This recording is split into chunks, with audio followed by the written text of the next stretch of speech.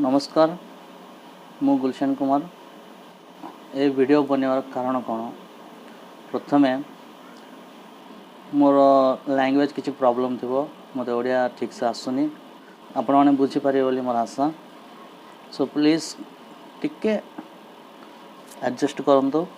सो ए video कौन पाई बनाऊँगी आपण मैंने समझ जानी कोरोना वायरस को लेकिन बहुत बड़ वायरल चली आम ओडिशावासी माने जो प्रकार रे हैदराबाद को आसिकी काम कर जो प्रकार रे कुली काम कर से माने हैदराबाद को आसिकी फसी जाइछन्ति तो से माने हैदराबाद रो ओडिशा क्यों प्रकार रे जिबे तो सेथिपई ए वीडियोटी बनाऊँगी।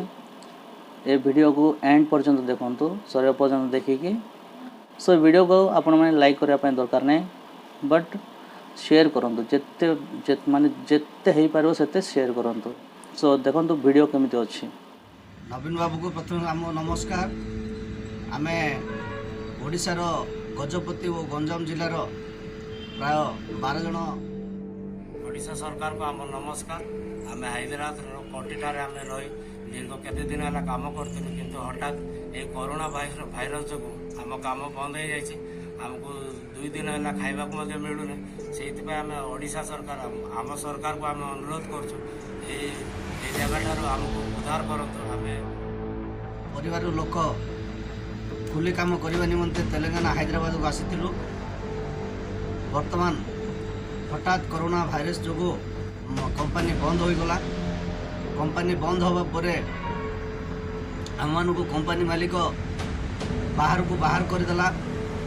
वर्तमान आम बहुत समस्या अच्छु। कंपनी रू चली चली आसी हैदराबाद रो सीबीएस गोटे साइड रे अलिया जगह पड़ी रही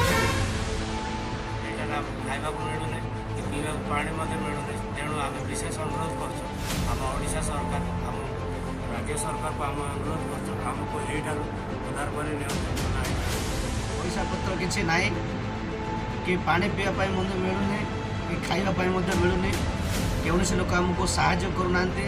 आम बहुत समस्या अच्छु।